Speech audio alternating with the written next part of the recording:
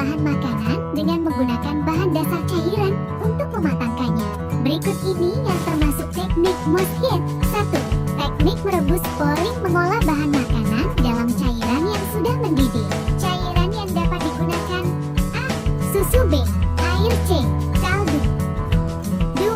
Teknik merebus menutup bahan pangan poaching. Teknik memasak yang hanya sebatas menutupi bahan makanan yang direbus dengan api kecil di bawah 92-96 derajat Celcius dengan bahan makanan yang lunak seperti buah-buahan. 3. Teknik merebus dengan sedikit cairan braising. Teknik merebus dengan sedikit cairan, kira-kira setengah dari bahan yang direbus. Efek dari braising yaitu agar makanan lebih lunak dan aroma yang keluar bisa menyatu dengan cairan. 4. Teknik menyetuk memulai stewing. Teknik memasak dengan cara ditumis terdahulu bumbunya, lalu masukkan cairan sedikit rebus dengan api sedang. Pengolahan ini harus sering diaduk. Cairan yang digunakan: A. Susu. B. Air. C. Santan. D. Kaldu. 5. Teknik mengukus steaming, memasak dengan uap air mendidih. Dengan cara panaskan dahulu air dalam alat pengukus hingga mendidih, baru masukkan bahan makanan yang ingin direbus. Tujuannya agar makanan menjadi lebih lunak dan lembut. Makanan yang dapat diolah berupa puding, bolu, sayur, ikan, dan ayam. 6. Teknik mendidih simmering. Teknik memasak dengan size atau bahan cairan lain yang dididihkan dahulu dengan api kecil dan direbus lama hingga mengeluarkan gelembung-gelembung di permukaan. Biasa digunakan untuk membuat kaldu dari daging yang direbus. Dry hatch cooking adalah mengolah makanan tanpa bantuan bahan dasar cairan untuk mematangkannya. Teknik pengolahan dry hatch cooking. 1.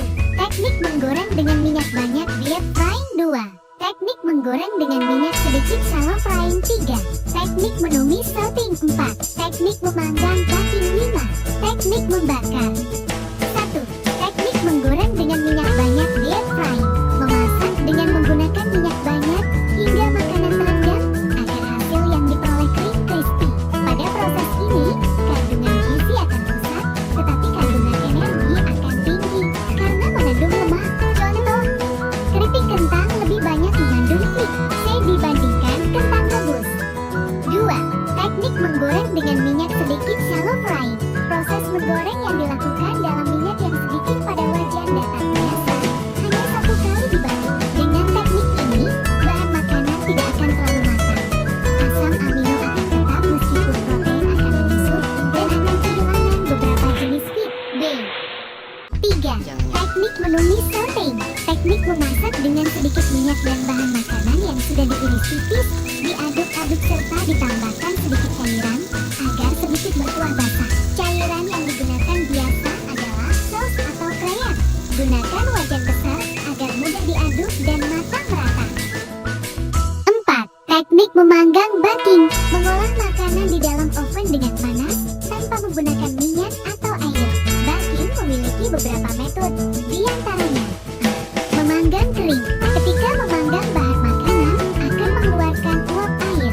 Biasa uap air ini akan membantu proses pemasakan makanan. Teknik ini digunakan untuk produk pastry roti, daging, ikan. B. Memanggang dalam oven menambah kelembaban. Ketika memanggang, masukkan wadah berisi air yang dapat mengeluarkan uap air agar kandungan air bertambah dan menambah kualitas makanan. Bahan makanan berupa kentang, roti, kue, biskuit, ikan. C.